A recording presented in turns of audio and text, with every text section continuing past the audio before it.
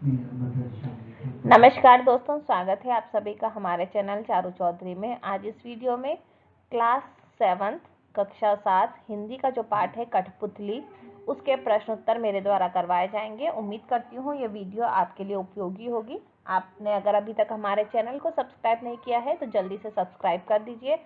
आइए दोस्तों, अगर आपको होमवर्क मिला है या फिर आप क्वेश्चन आंसर सॉल्व करना चाहते हैं तो यहाँ पर आप पूरी प्रिपरेशन जो है वो इजीली कर सकते हैं। तो पहला प्रश्न है, कठपुतली को गुस्सा क्यों आया? उत्तर है, कठपुतली को गुस्सा इसलिए आया क्योंकि उसे सदैव दूसरों के इशारे पर नाचना पड़ता है और वह लंबे अरसे से धागे में बंधी है। वह अपने पांवों पर खड़ी होकर आत्मनिर्भर बनना चाहती है। धागे में बंधना उसे पराधीनता लगता है, इसीलिए उसको गुस्सा आता है। प्रश्न 2 है, कठपुतली को अपने पांवों पर खड़ी होने की इच्छा है, लेकिन वह क्यों नहीं खड़ी होती है? उत्तर है, देखिए बहुत ही महत्वपूर्ण प्रश्न है ये। उत्तर है इसका, कठपुतली स्वतंत्र होकर अपने पांवों पर खड़ी होना चाहती है लेकिन खड़ी नहीं होती, क्योंकि जब उस पर सभी कठपुतलियों की स्वतंत्रता की जिम्मेदारी आती है तो वह डर जाती है। उसे ऐसा लगता है कि कहीं उसका उठाया गया कदम सबको मुश्किल में न डाल दे। प्रश्न 3 है, पहली कठपुतली के बाद दूसरी कठपुतलियों को क्यों अच्छी लगी? उत्तर है, पहली कठपुतली के बाद दूसरी कठपुतलियों को बहुत अच्छी लगी क्योंकि वह भी स्वतंत्र होना चाहती थी और अपने पांव पर खड़े होना चाहती थी, अपने मन मर्जी के अनुसार चलना चाहती थी। पराधीन रहना किसी को पसंद नहीं। यही कारण था कि वह पहली कठपुतली की बात से सहमत थी।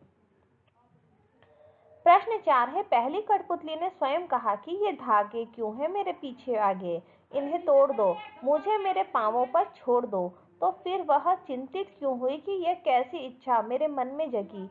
नीचे दिए वाक्यों की सहायता से अपने विचार व्यक्त कीजिए। उसे दूसरी कठपुतलियों की जिम्मेदारी महसूस होने लगी। उसे शीघ्र स्वतंत्र होने की चिंता होने लगी। वह स्वतंत्रता की इच्छा को साकार करने और स्वतंत्रता को हमेशा बनाए रखने के उपाय सोचने लगी। वह डर गई क्योंकि उसकी उम्र कम थी। तो उत्तर है, पहली कठपुतली गुलामी का जीवन जीते जीते दुखी हो गई थी।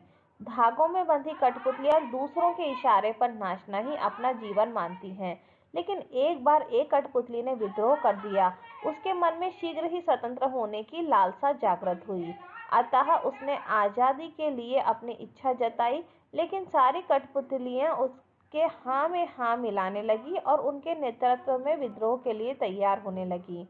लेकिन जब उसे अपने ऊपर दूसरी कठपुतलियों की जिम्मेदारी का एहसास हुआ तो वह डर गई। उसे ऐसा लगने लगा कि न जाने स्वतंत्रता का जीवन भी कैसा होगा। यही कारण था कि पहली कठपुतली चिंतित होकर अपने फैसले के विषय में सोचने लगी।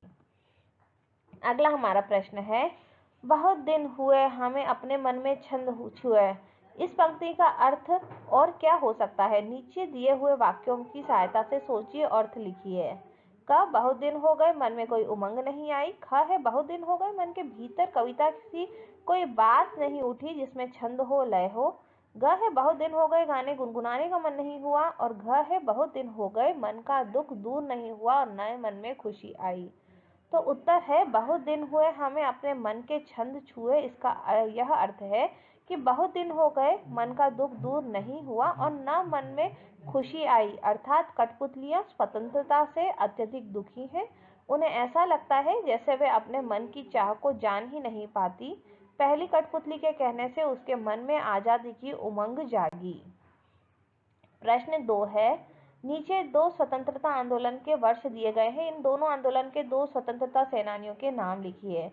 तो 1857 की तो है महारानी लक्ष्मीबाई और मंगल पांडे, और 1942 के हैं महात्मा गांधी और जवाहरलाल नेहरू।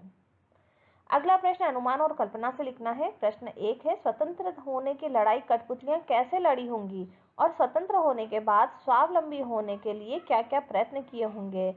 यदि उन्हें फिर से धागे में बांधकर नचाने के प्रयास हुए होंगे तब उन्होंने अपनी रक्षा किस तरह के उपाय से की होगी?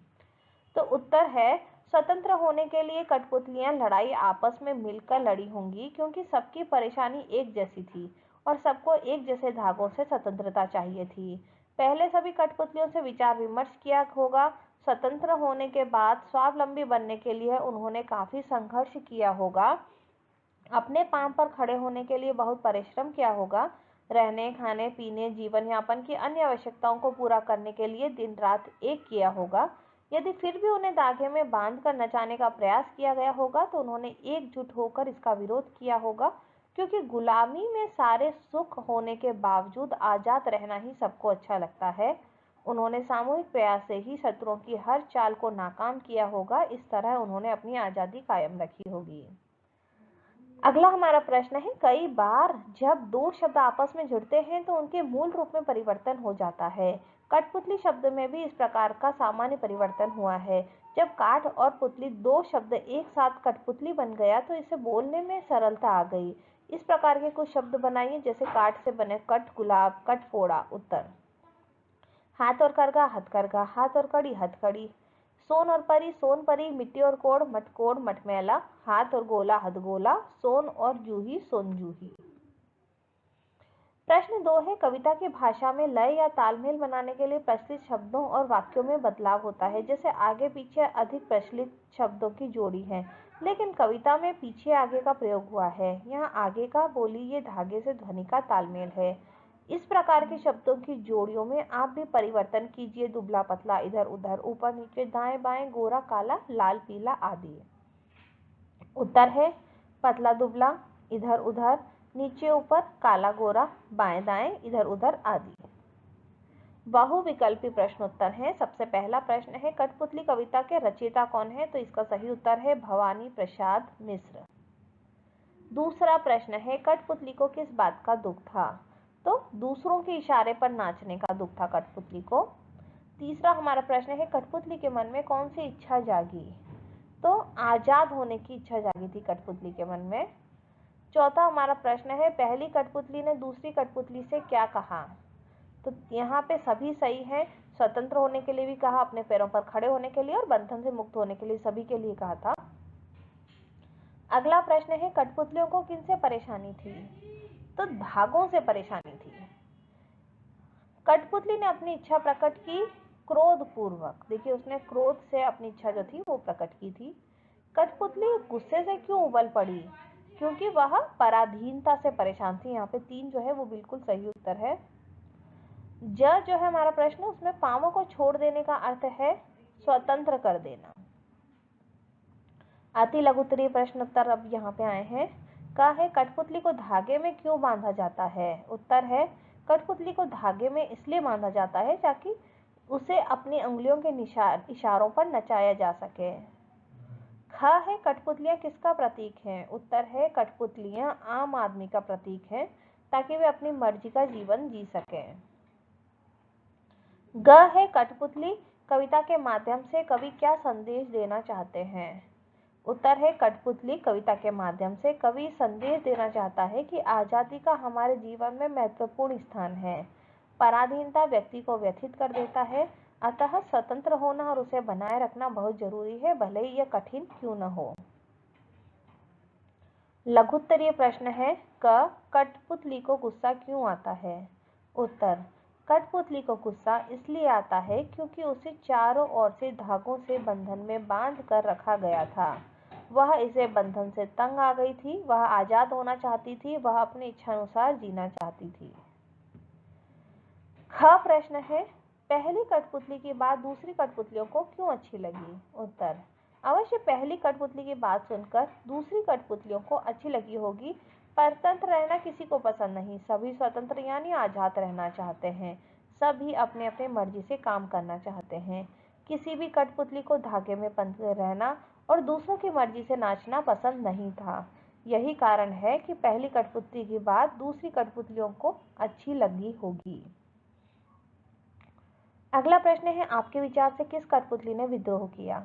उत्तर, हमारे विचार से स्वतंत्रता के लिए सबसे छोटी कठपुतली ने विरोध हमारे विचार से स्वतंत्रता के लिए सबसे छोटी कठपुतली ने विरोध किया होगा, क्योंकि नई पीढ़ी ही सदैव बदलाव के लिए प्रयास करती है। इसी भावना से प्रेरित होकर उसने अपने बंधनों को तोड़कर स्वावलंबी बनने का प्रयास किया होगा। दीर्घ उत्तरीय प्रश्न है यहाँ, इस कविता के माध्यम से कवि क्या कहना चाहता है? उत्तर है, इस कविता के माध्यम से कवि ने आजादी के महत्व को बतलाने का प्रयास किया है। इसमें कवि ने बताने का प्रयास किया है कि आजादी के साथ आने वाली जिम्मेदारियों का एहसास हमें होना चाहिए। स्वतंत्र होना सभी को अच्छा लगता है, लेकिन स्वतंत्रता का सही उपयोग कम ही लोग कर पाते हैं। इतना ही नहीं, आज़ाद होने पर व्यक्ति को आत्मनिर्भर होना पड़ता है। आज़ादी पाने के बाद हमें अपनी आवश्यकताओं की पूर्ति के लिए दूसरों पर आश्रित नहीं रहा जा सकता। अतः आज़ादी के बाद आत्मनिर्भर होना आवश्यक है। इसके अतिरिक्त अपनी आज़ादी को बनाए रखने के लिए कोशिश करते रहना पड़ता है। मूल्यपरक प्रश्न है, क्या आपको दूसरों के इशारों पर काम करना अच्छा लगता है? इसका तर्कसंगत उत्तर दीजिए। उत्तर: कदापि नहीं। हमें दूसरों के इशारों पर पलना बिल्कुल पसंद नहीं है। इससे हमारी आज़ादी का हनन होता है। साथ ही प्रत्येक स्वाभिमानी व्यक्तियों के विचारों के विपरीत है। अतः स्वाभिमानी व्यक्ति अपनी शर्तों पर स्वतंत्र जीना पसंद करते हैं। अतः हमें दूसरों के इशारों पर काम करना अच्छा नहीं लगता। तो दोस्तों, ये वीडियो उम्मीद करती हूँ आपके लिए यूजफुल रही होगी। वीडियो को वॉच करने के लिए बहुत बहुत धन्यवाद।